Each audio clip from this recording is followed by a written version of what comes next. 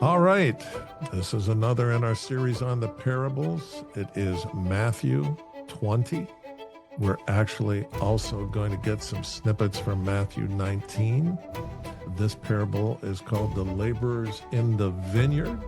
And we go back to 19 because I think I mention this every time that I'm teaching the parables, that it was a revelation for me going through these parables. And I don't know why, but I always assumed that Jesus just knew all these stories, right? It was like a gun belt he had on, and he could just whip out whichever one was applicable. And that is not the case.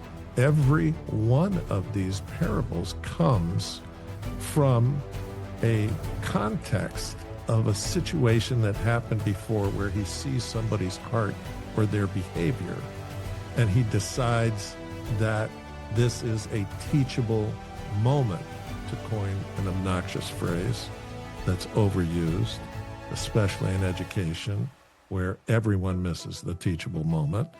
But the teachable moment for Jesus is to reveal to somebody that they're not applying the good news of the gospel in their own life. And they can't see it when you just tell them. But if you tell them a story about somebody else and then explain it, all of a sudden they can see it because they're one step removed.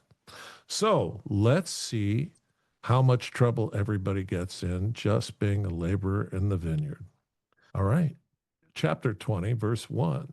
For the kingdom of heaven is like the owner of an estate who went out in the morning at dawn to hire workmen for his vineyard. And when he had agreed with the laborers for a denarius for the day, he sent them into his vineyard. So there's a lot there all of a sudden. So Jesus is saying the kingdom of heaven is like an estate owner who has a vineyard. And he goes out early in the morning to hire workmen to work in his vineyard. Okay? All kinds of things need to be done in the agriculture of wine. And so he constantly needs workers. And he constantly goes to the city square, much like in big cities. There's always a place where workers congregate, normally outside paint stores or outside lumber yards, wherever. And this started thousands of years ago. So there's all these guys who are agricultural workers, and they're in that square before dawn so that they can get a day's work and feed their families. So then once he sees them, then they negotiate. And when he had agreed with the laborers for a denarius, which was a full day's pay, he sent them into his vineyard. We're all with that program, right? And he went out about the third hour, 9 a.m. So he hires them at 6 a.m. Then he goes back to the square at 9 a.m. and saw others standing idle in the marketplace. And he said to them, you also go into the vineyard, and I will pay you whatever is right, an appropriate wage. And they went. So these people who are starting later, they don't have the contract. They didn't negotiate for a day's wage like the people at 6 a.m. did. The people at 6 a.m. wanted to know they were going to get a full day's wage for that work. These people at 9 a.m., he doesn't negotiate with them. He goes, you go work and I'll pay you whatever is right. And they went. So we know that Jesus is not talking about how you can be a good wine vineyard worker. He's saying this is about the kingdom of heaven, okay? And the estate owner is God. And these workers who are in the marketplace, well, those are believers, right? And God wants believers doing kingdom work. He wants them working in his vineyard. His vineyard is the church of Jesus Christ. So this is what he's looking for. And he continues to go to this marketplace. So he goes once at 6, makes the invitation. negotiates with them, pays them. He goes again at 9, makes the invitation and says, you go and I'll pay you what's right. So then he goes out at the 6th hour, which is noon. This is his 3rd trip to this marketplace. And the 9th hour at 3 p.m., his 4th trip, and did the same thing. In other words, I'll hire you and I'll pay you what is right. And about the 11th hour, 5 p.m., means there's only 1 hour left in the workday. Okay, so back then, you started work at 6 a.m., you finished work at 6 p.m., and you got paid your money for that day. Deuteronomy calls that out. It says, you must pay that wage at the end of the day because that's the workman's hope while he's going through everything it takes to work that 12-hour day. He needs to know that he can finish, go buy food, whatever's needed, show up at home. Do Christians do that? You know they don't. You're asking a rhetorical question. You know they don't. They go in and out of the church, they backslide. Yes. And actually, it's probably better to say that the people in the square have the opportunity, right? And so what we're supposed to see in this is that God is constantly making the invitation. And so when you see that he goes out 5 times during the day and makes the invitation, that's supposed to make you think, how many times did God make the invitation to me and I kept rejecting it and he kept offering? How many times have people invite you to go to church with them, invite you to a Wednesday night supper, invite you to a Bible study? How many times did something show up in your mailbox, right? A tract, a monthly study. All of these ways that God is reaching out, okay? We're supposed to look at that and say, wow, that is a benevolent landowner. That is somebody who is constantly coming to us. And if we're honest about it, almost none of us took the first invitation. I rejected it for almost 40 years. Oh, no, got something better to do. No, I need to take care of something. That's going to be a distraction. No, it seems too goofy to me. It's not immediate. I need straight A to B, all that kind of thing. Just constantly rejected it. And there are Christians, not real Christians, but people who go to church who basically say, you know what? I'll do this kingdom thing for 1 hour a week. And then the rest of the week, I live as if I don't know any of that exists. And then I come back for 1 hour on Sunday. Okay. So we all get it. We get what this marketplace is and what God is doing, going to it. And then when we see there are people who started at 6 a.m. and there are people who started at 5 p.m. and only worked 1 hour. What does that mean? It means it doesn't matter if you accepted Jesus when you were 5 or 95.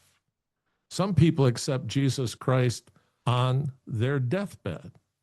We have the penitent thief on the cross next to Jesus saying, please remember me when you come into your kingdom. And Jesus says, today you'll be with me in paradise. That's it. That's the 5:55 p.m.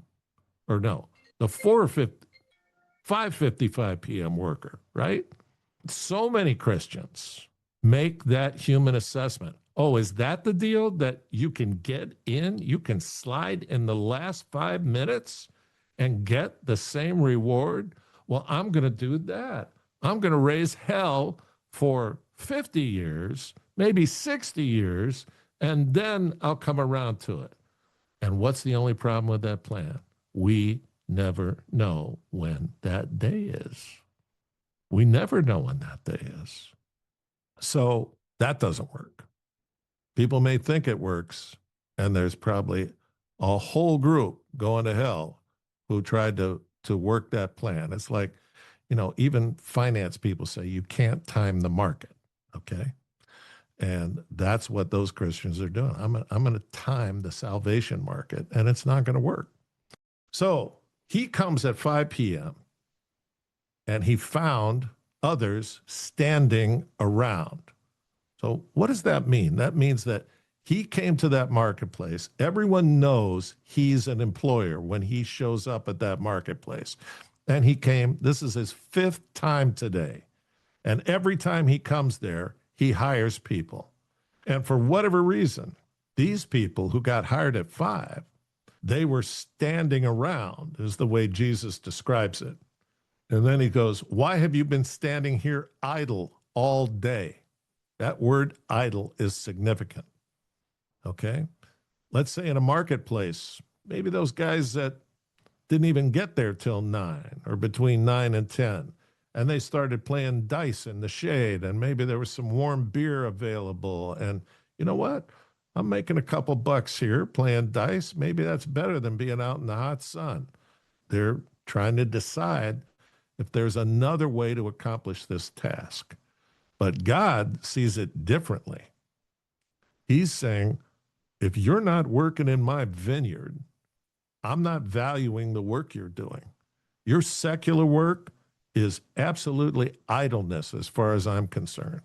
And we go, oh, wait a minute. I have to provide for my family and I have to, all this stuff, right? Because that's what we consider our value while we're here. And Jesus is saying, yeah, no, that's not it.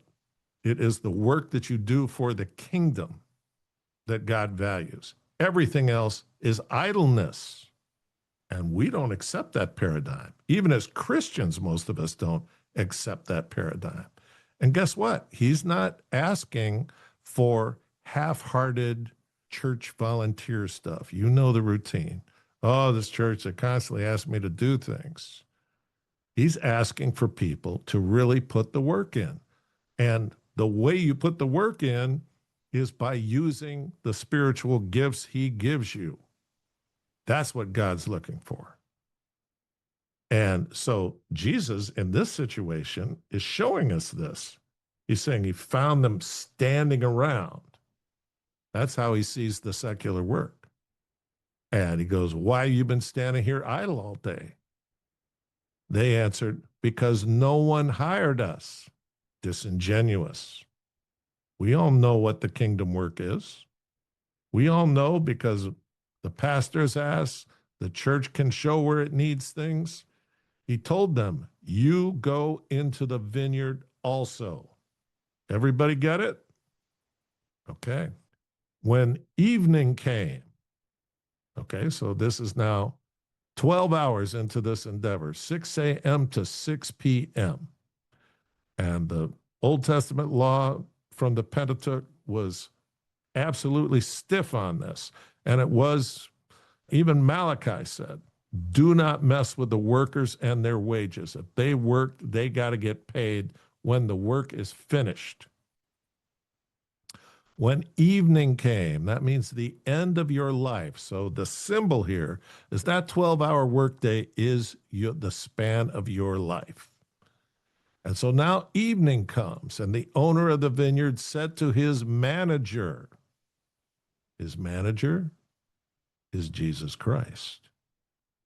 Call the workers and pay them for their wages. In other words, get them all in here and let's assess who did what and let's give them their reward.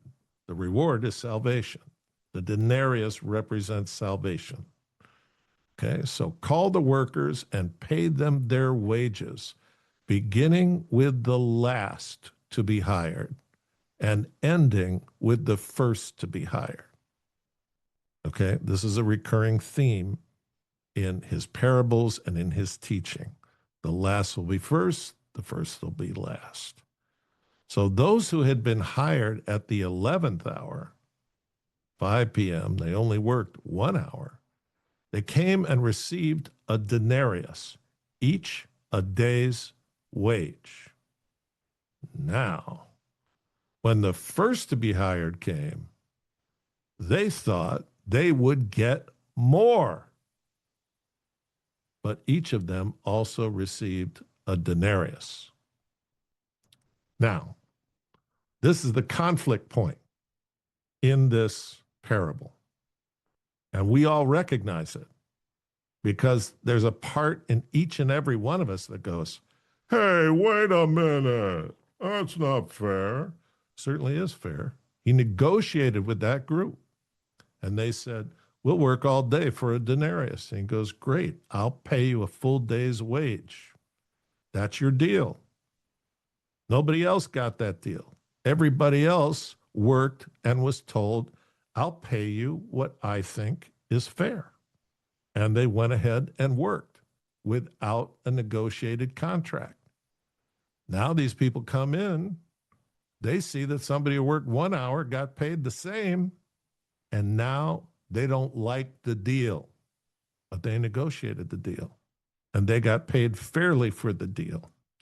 So now let's talk about that and why Jesus would set this story up this way. Who's he trying to target here? He's trying to target the apostles because the apostles are full of all of this awful part of our human behavior, which is constantly comparing ourselves. Who got more? It starts when you're a little kid, right? You go to a birthday party, they're cutting up the cake. Who gets the big piece? Who got a smaller piece, right? There's always a kid crying because he didn't get as big a piece as somebody else or a bigger scoop of ice cream on his plate. It starts so early, and it can, my gosh, does it continue into adulthood. It tears apart churches. It tears apart businesses. It tears apart governments. I'm worth more than those people. That's the whole thing here. These guys who showed up at 6, they're saying, we're more valuable to this operation. Therefore, we get more. And Jesus is not saying, hey, this is an easy thing to walk out throughout the world. He's saying specifically to the apostles, you guys at the Last Supper, they're all going to be going, well, who's going to be the boss when you're gone? Who's going to be the chief? And he's saying, if you behave like this, it's going to tear everything up. So let's just review here. God expects real workers, not half-hearted workers. The payment here is represented by eternity. And the cost for that payment, what it took to get that payment, is the death of Jesus Christ on the cross. We see that God is constantly making the invitation, and those not in the vineyard working are considered to be idle. And God sees all human endeavor as gross idleness in contrast to the vineyard work. God calls constantly, but Satan constantly distracts. So most of the time, the call doesn't get heard. Sometimes it does get heard, but people don't believe. Or they may believe and get distracted by sin. So now we're going to jump back to why Jesus is telling this to the disciples. What happened to make him invent this parable of the workers in the vineyard? We go to Matthew 19, 23 to 30, context for the vineyard work. This is after Jesus deals with the rich young ruler. Jesus said to his disciples, I assure you and most solemnly say to you, it is difficult for a rich man who clings to possessions and status and security to enter the kingdom of heaven. Again, I tell you, it is easier for a camel to go through the eye of a needle than for a rich man who places his faith in wealth and status to enter the kingdom of God. So when the disciples heard this, they were completely astonished and bewildered because they took a look at that rich young ruler and said, well, there's a vision of how God smiles on somebody that makes him happy. He's handsome, he's smart, he's young, he's connected, and he's filthy rich.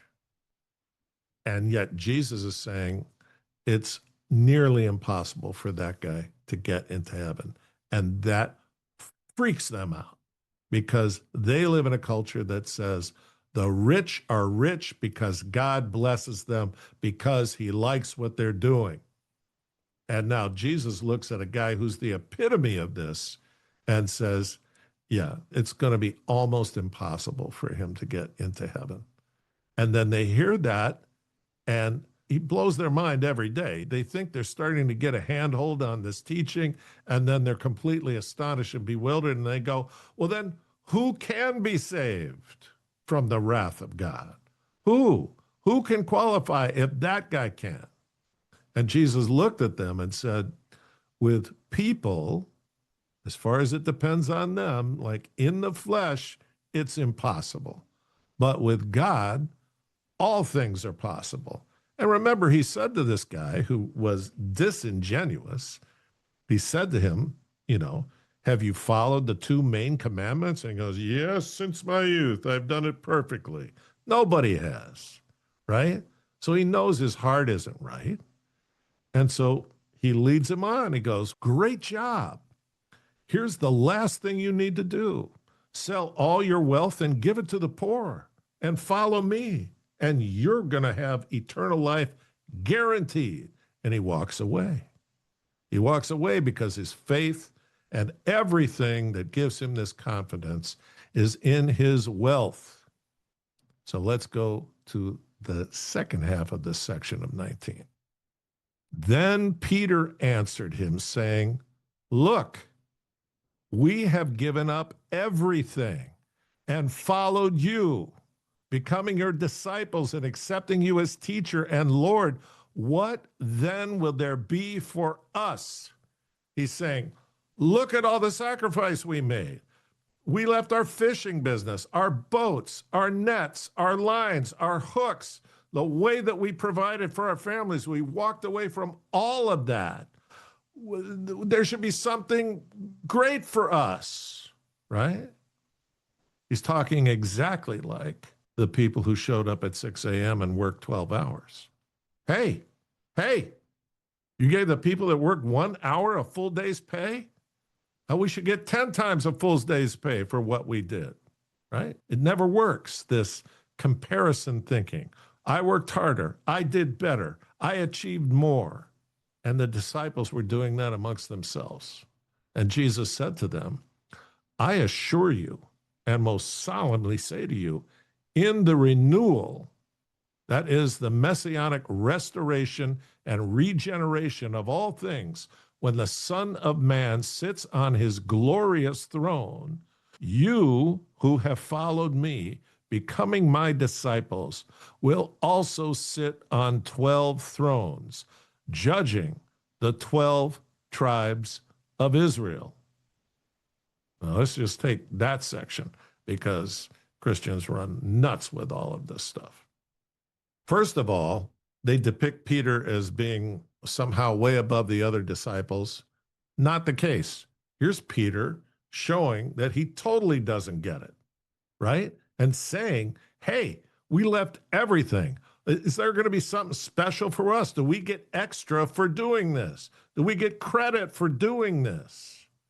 And Jesus says, you all are going to sit on 12 thrones, each one of them equal.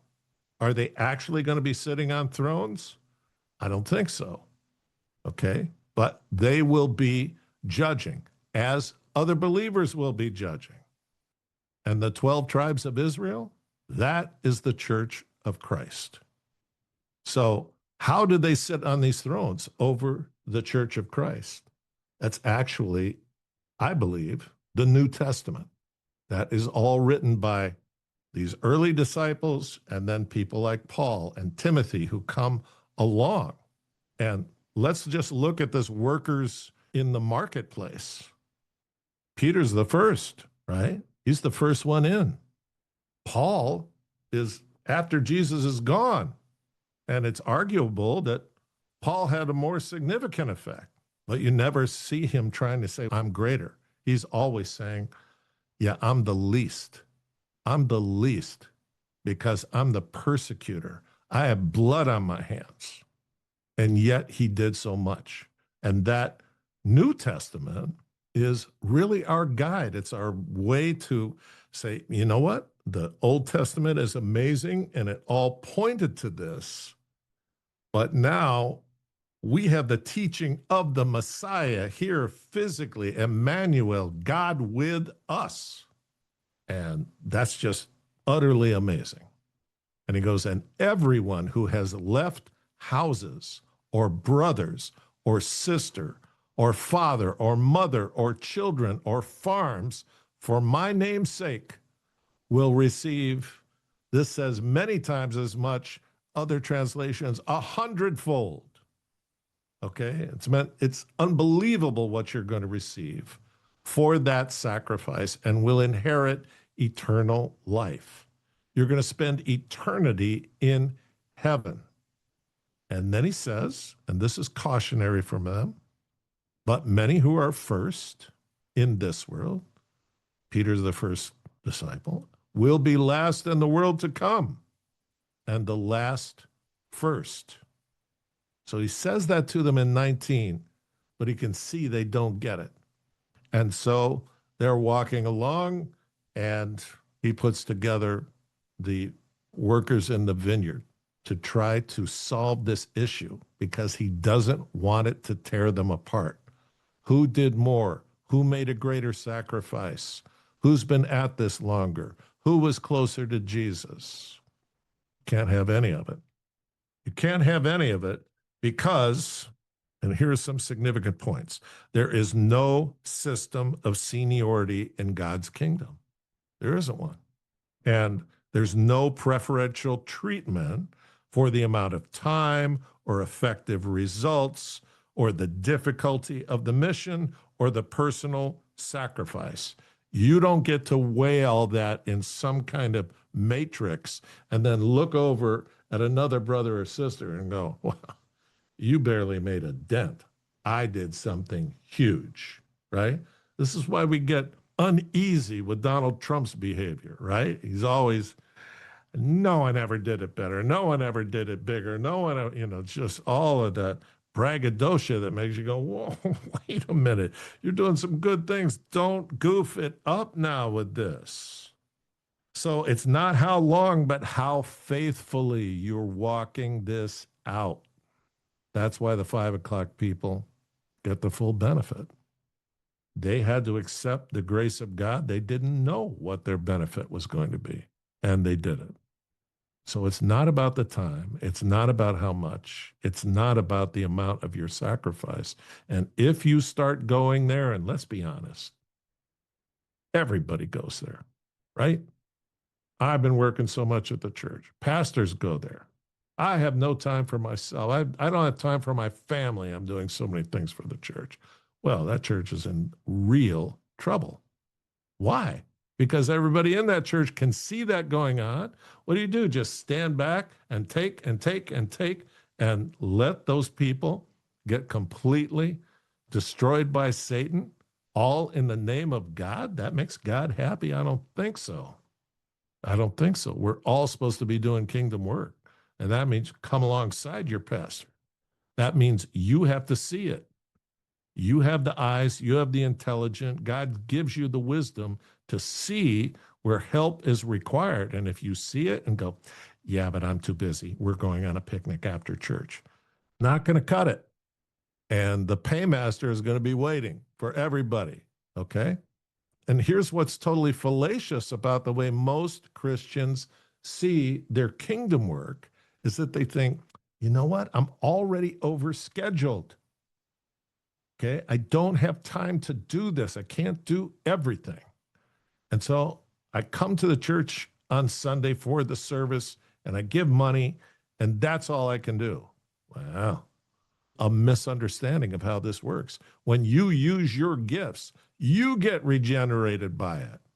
When you use your gifts and you make that time, all of a sudden, other things in your life open up. You're starting from a premise of limitation. That's not how God operates. That's why Jesus says, well, with people, this is impossible because they'll always see the negative and then they won't want to try. He says, but with God, all things are possible. So now, verse 11, when they received it, meaning the people who came first started at 6 a.m., when they received it, they protested and grumbled at the owner of the estate. They're arguing with God.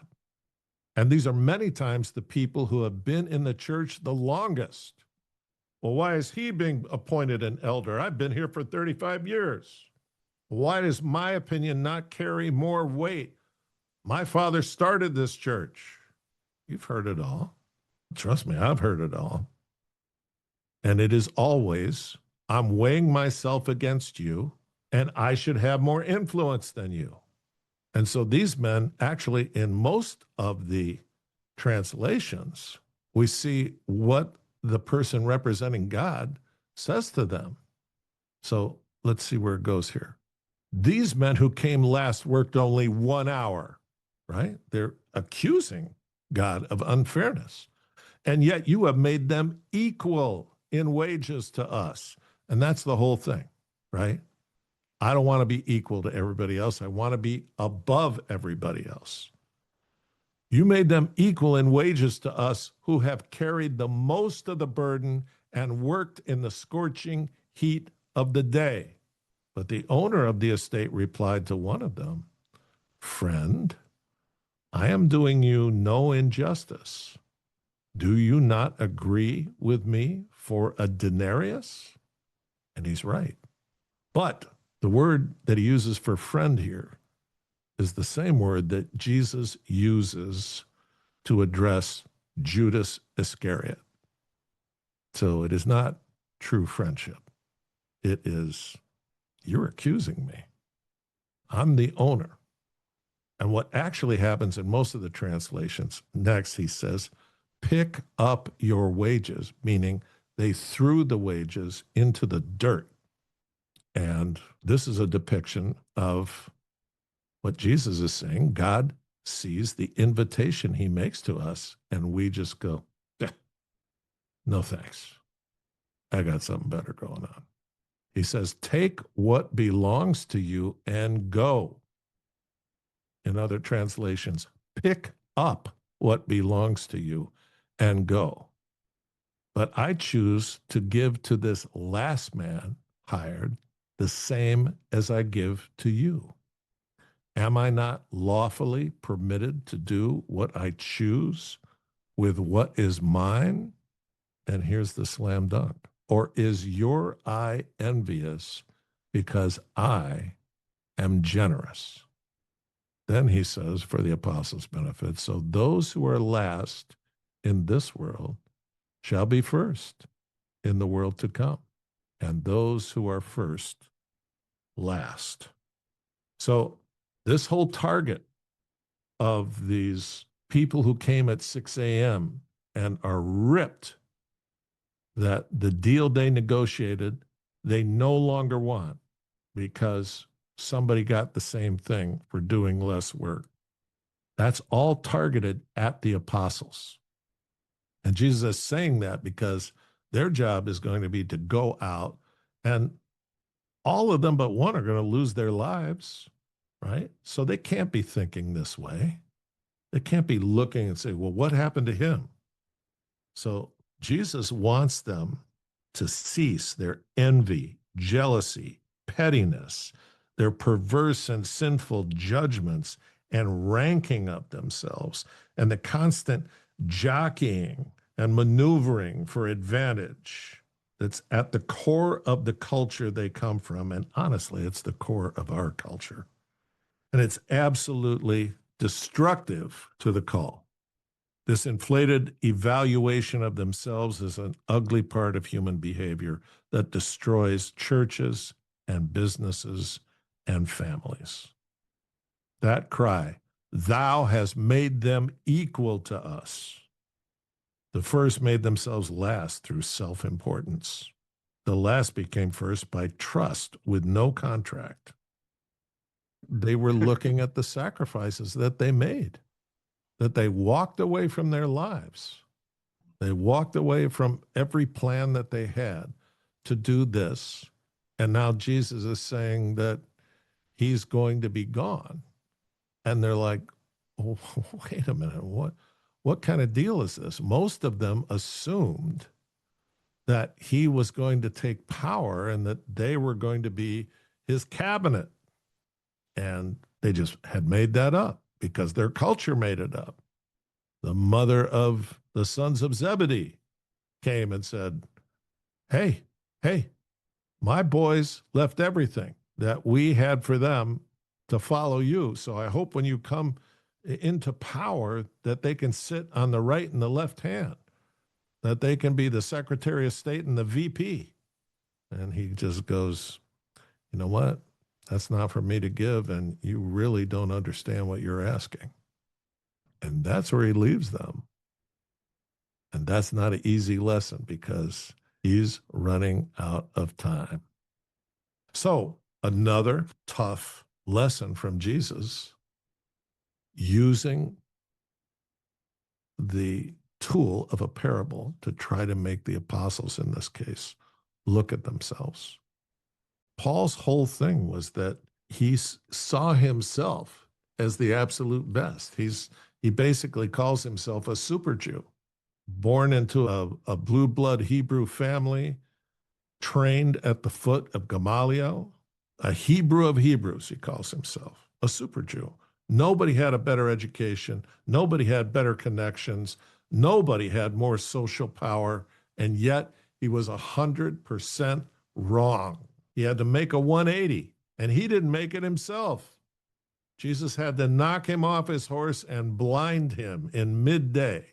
And so he was humbled by that. And Jesus said, you know what? You have been persecuting me, meaning you've been persecuting my church.